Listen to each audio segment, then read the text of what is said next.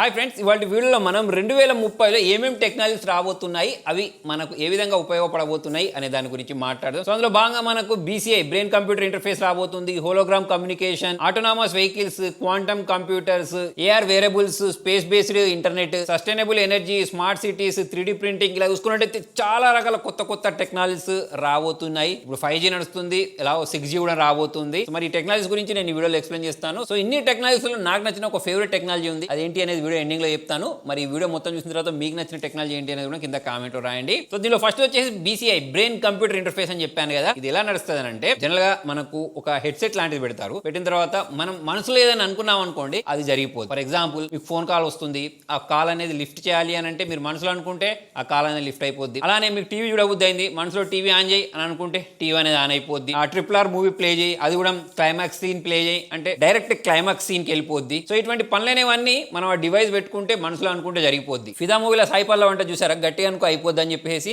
So అలా మనం గట్టిగా అనుకోవాల్సిన అవసరం లేదు, మనసులో అనుకుంటే సరిపోద్ది. నేను ఎగ్జాంపుల్ కోసం మూవీస్ గురించి చెప్పాను కానీ ఓన్లీ మూవీస్ కోసమే కాదు. ఎవరైతే కొంతమంది పక్షవాతం ఉంటుంది, కొన్ని అవయవాలు పనిచేయవు చూసారా, వాళ్ళకైతే ఇది ఎక్సలెంట్ గా పనిచేస్తుంది. వాళ్ళ డివైస్ పెట్టుకున్న తర్వాత మనసులో అనుకుంటే వాళ్ళు కూర్చున్న చైర్ అనేది మూవ్ అవ్వడం, లేకపోతే నేను ఇంతకుముందు చెప్పినట్టు ప్రోగ్రామ్స్ అనేవి రన్ అవ్వడం, ఫోన్ అనేది ఆపరేట్ అవ్వడం. అదే చాలా మంది కాళ్ళు చేతులు ఉండవు కదా, సో అటువంటిప్పుడు రోబోట్ కి సంబంధించిన చేతులు కాళ్ళు పెడుతుంటారు చూసారా, వాటిని మనసులో అనుకుంటే ఆపరేట్ చేసే విధంగా చేయడం. సో ఇటువంటి వాటన్నిటికీ యూజ్ చేయొచ్చు.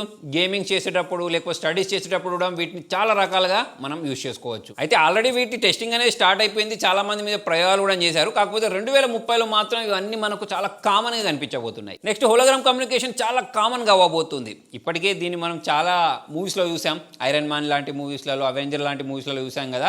ఇప్పుడు జనరల్గా మనము ఎవరితోటైనా మాట్లాడాలి, వాళ్ళు మనకు కనిపించాలి అంటే వీడియో కాల్స్ యూజ్ చేస్తూ ఉంటాం కదా, దానికోసం ఫోన్ అవసరం. కాకపోతే హోలోగ్రామ్ కమ్యూనికేషన్లో ఏమవుద్ది, మొత్తం ఆ మనిషి అక్కడ డిస్ప్లే అయిపోతాడు. ఆల్రెడీ దీనికి సంబంధించిన యూసేజ్ మనకు కల్కి మూవీలో కనిపిస్తుంది. అమితాబ్ బచ్చన్ తోటి ఫైట్ చేసేటప్పుడు ప్రభాస్ ఒక డివైస్ విసిరేస్తే చాలా మంది ప్రభాస్లు క్రియేట్ అయిపోతారు సార్. సో అటువంటి వాటిని మనం చూడబోతున్నాం. అంటే మీకు మీ మదరు, ఫాదరు, మీ బాస్ కాల్ చేసినప్పుడు డైరెక్ట్ వాళ్ళకి సంబంధించిన ఒక రూపం అనేది 3Dలో అక్కడ మీకు కనిపిస్తుంది. మనం వాటిని డైరెక్ట్ ముట్టుకోలేం, కాకపోతే వాళ్ళని చూస్తూ మాట్లాడవచ్చు అన్నట్టు. థర్డ్ వచ్చేసి ఆటోనామస్ వెహికల్స్ అనేవి చాలా కామన్ అవ్వబోతున్నాయి. అంటే ఇప్పుడు మనం ఎటైనా వెళ్ళాలి అని అంటే మనం క్యాబ్ బుక్ చేసుకుంటాం కదా, క్యాబ్ బుక్ చేసుకునేటప్పుడు దానిలో డ్రైవర్ ఉండాలి.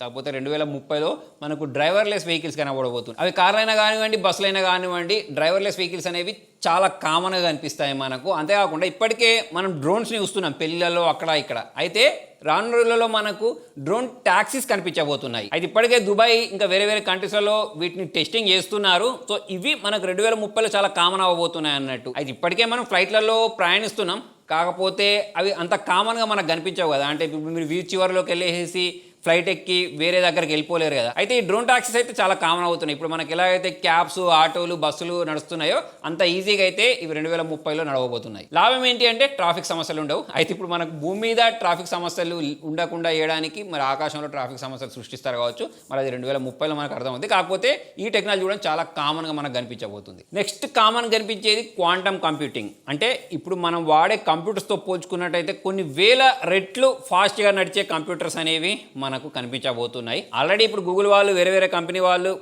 కొన్ని చిప్స్ని కూడా తీసుకొచ్చారు. కాకపోతే అవన్నీ ఇట్లా కామన్ పబ్లిక్ కూడా అవైలబిలిటీలోకి రావడానికి 2030 అయితే పట్టవచ్చు. మరి క్వాంటమ్ కంప్యూటర్స్ ఎలా పనిచేస్తాయనే దాని గురించి నేను ఇంతకుముందు వీడియో చేశాను. జనరల్గా మనము ఇప్పుడు నార్మల్ కంప్యూటర్ గురించి మాట్లాడితే బిట్స్ బైట్స్లలో ఉంటుంది కదా, అంటే దాని క్యాలిక్యులేషన్ అంతా దానిలో క్యూబిట్లలో ఉంటుంది అన్నట్టు. అంతేకాదు దానిలో మనకు క్వాంటమ్ ఎంటాంగిల్మెంట్ అని చెప్పేసి ఇంకా డిఫరెంట్ టర్మినాలజీస్ ఉంటాయి. మరి అది ఇంకా మీకు క్లియర్గా అర్థం కావాలి అంటే నేను డిస్క్రిప్షన్లో ఒక వీడియో లింక్ ఇస్తాను, దాన్ని అయితే మీరు చూడండి. ఇప్పుడు మన నార్మల్ కంప్యూటర్స్ ఎలాగైతే నడుపుతున్నామో అంత ఈజీగా దాన్ని నడపడానికి ఉండదు. సో దానికి ఎటువంటి డస్ట్ ఉండద్దు, టెంపరేచర్ కూడా ఫ్లక్చువేషన్స్ ఉండద్దు, ఇంకా చాలా రకాల జాగ్రత్తలు తీసుకోవాల్సి ఉంటుంది. మరి అవన్నీ నేను ఆ వీడియోలో చెప్పాను, ఆ వీడియో చూస్తే మీకు పూర్తిగా అర్థం అవుద్ది. మొత్తానికి 2030లో మనకి క్వాంటమ్ కంప్యూటర్స్ అనేవి కూడా కామన్గా అవబోతున్నాయి. Next technology bio engineered health care అని చెప్పేసి రాబోతుంది. ఇది ఏం చేస్తుంది అంటే, జనరల్గా చిన్న రోబోస్ అని అనుకోండి, వాటిని మన బాడీలోకి పంపించేసి మన బాడీలో ఉన్న రోగాలను డిటెక్ట్ చేయడానికి, వాటిని క్యూర్ చేయడానికి దీని అయితే యూజ్ చేయబోతున్నారు. అంతేకాకుండా ఇంకో కొత్త రకమైన టెక్నాలజీ ఎలా ఉండబోతుంది అని అంటే, ఇప్పుడు మనకు మెడిసిన్స్ అనేవి అందరికి ఒకే రకంగా ఇస్తూ ఉంటారు కదా.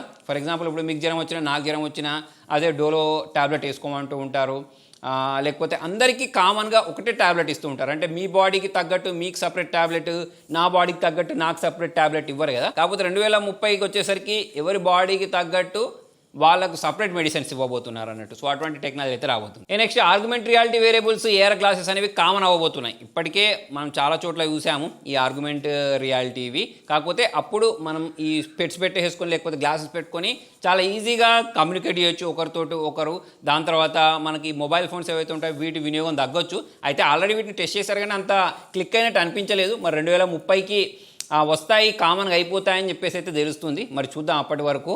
నెక్స్ట్ స్పేస్ బేస్డ్ ఇంటర్నెట్ కూడా రాబోతుంది, చాలా కామన్గా అవ్వబోతుంది. ఇప్పటికే ఎలన్ మస్క్ స్టార్ లింక్ అని చెప్పేసి అతనికి సంబంధించిన శాటిలైట్లు మొత్తం అంతరిక్షంలోకి వదిలేస్తాడు కదా, అలానే అమెజాన్ వాళ్ళు పంపబోతున్నారు, జియో వాళ్ళు కూడా పంపిస్తారని చెప్పేసి రూమర్స్ ఉన్నాయి. మరి ఇవన్నీ అయిపోయిన తర్వాత మనకు 2030లో శాటిలైట్ బేస్డ్ ఇంటర్నెట్ అనేది చాలా కామన్ అవ్వబోతుంది. అయితే ఇప్పుడు ఇంటర్నెట్ చూసుకున్నట్టయితే కొన్ని ప్లేసెస్లో ప్రాపర్గా వస్తుంది, కాకపోతే రిమోట్ ఏరియాస్ ఉంటాయి, అడవులు ఉంటాయి, ఎడారులు ఉంటాయి, ఇటువంటి చోట్లలో ఇంటర్నెట్ అనేది రాదు. కాకపోతే శాటిలైట్ బేస్డ్ ఇంటర్నెట్ తోటి అన్ని చోట్లలో ఇంటర్నెట్ అనేది చాలా ఫాస్ట్గా వస్తుంది అన్నట్టు. అలానే సస్టైనబుల్ ఎనర్జీ రాబోతుంది, 3D ప్రింటింగ్ రాబోతుంది. 3D ప్రింటింగ్ ఇప్పటికి కూడా ఉంది కానీ మనకు 2030లో చాలా కామన్గా కనబడబోతుంది.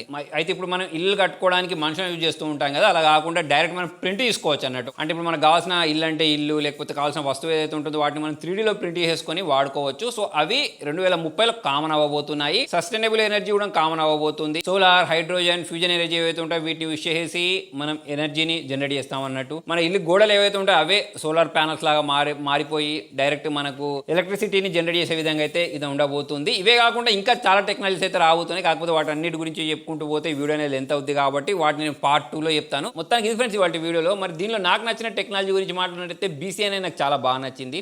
బ్రెయిన్ కంప్యూటర్ ఇంటర్ఫేస్ అంటే మనం మనసులో అనుకుంటే జరిగిపోయే టెక్నాలజీ ఏదైతే ఉంటుందో అదైతే సూపర్గా అనిపించింది. మరి మీకు ఈ టెక్నాలజీలో ఏ టెక్నాలజీ బాగా నచ్చింది అనేది కింద కామెంట్లో రాయండి. మరి ఈ వీడియోని మీరు ఎక్కువ లైక్ చేసి ఎక్కువ షేర్ చేస్తే పార్ట్ 2 నేను త్వరలో తీసుకొస్తాను. Thank you.